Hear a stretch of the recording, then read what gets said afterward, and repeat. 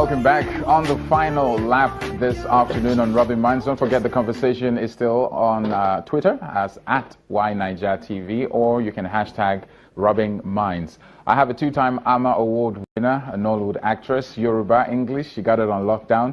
You know her very well from some of the very popular movies, which has also given her some of the awards. She has been in the news for various things, some good, some not so good, but we got to keep on keeping on, and we're here to talk about what she's been up to and celebrate her so far. Doris Simeon, how are you? I'm very well, thank you. Good to have you here. Thank you for having me. First time on Rubbing Minds? Yes.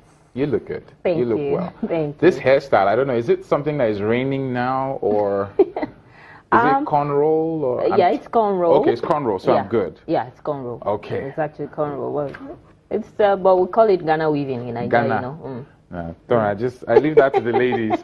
Good to see you. Good to have you. Thank you. It's been how many years now in Hollywood? 17. Only. Yeah, only 17. Just 17. Really?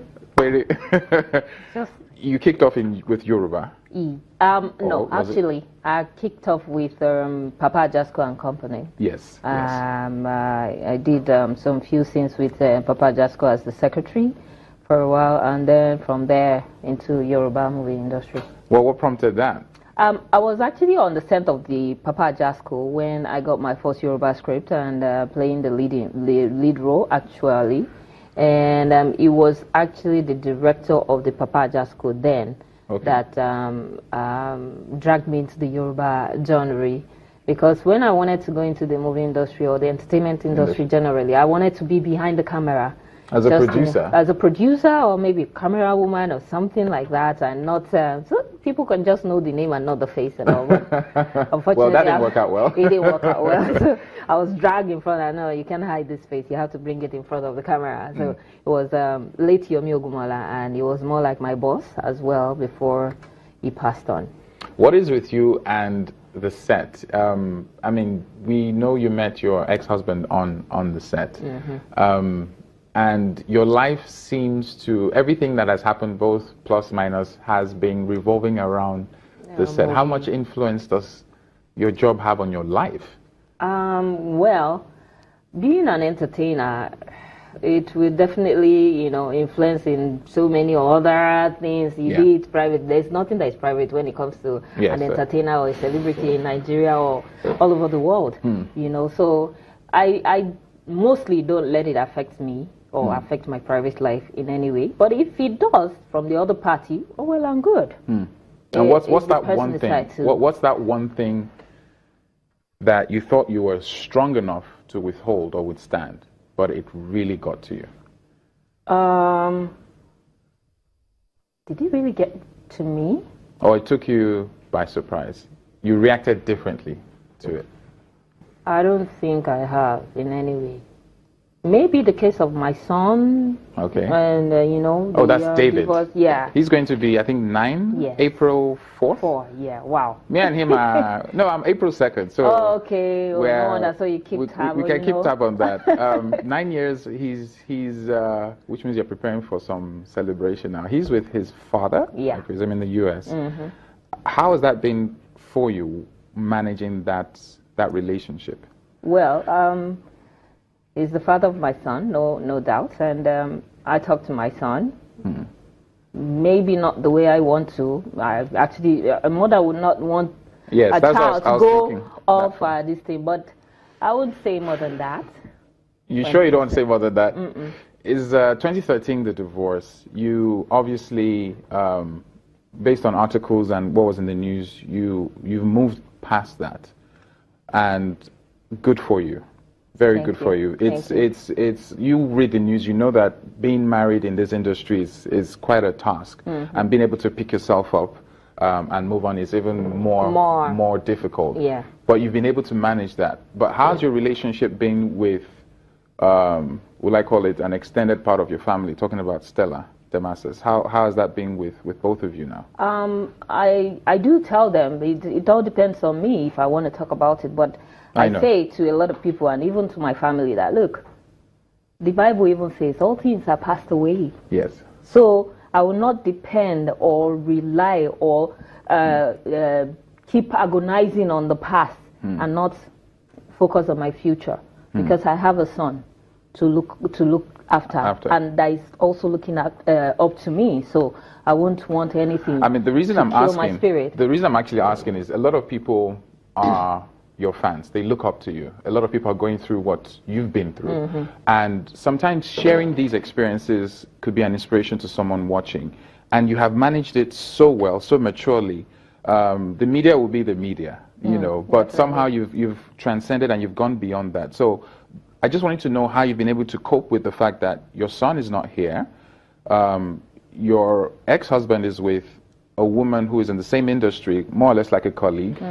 And you have somehow got your stuff together. You've set up a foundation. You're doing great things.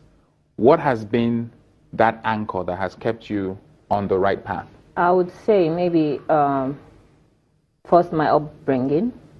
And from a Christian home, you had to be prayerful and be strong. And being a woman. Yeah. By default, women are just strong. we are way stronger than the men when it comes to things like this. And I say to people out there that are going through same difficult times like this, don't dwell in your past. Don't dwell in your pain. Don't dwell in whatever it is that the mistake you have made behind. It's better, yeah, fine, cry. I say to people, cry. Bring it out. Let it just go. Let it out. Let it out. But don't dwell on it, because if you dwell on it, it kills faster than you trying to, you know. So it's better for you to just think about what is that thing that you did wrong, try to amend it, try to, you know, move on and think ahead, especially when children are involved. You need to make them see that you're strong for them and for other children out there and for other people that are going through that, so that they can learn from, you know, all those things that you've been going through, and then you just push it aside. It's not that it's easy. It's not easy. It's not easy part that I want to hear.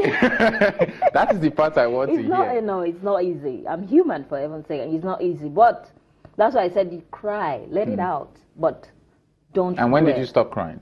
Don't dwell.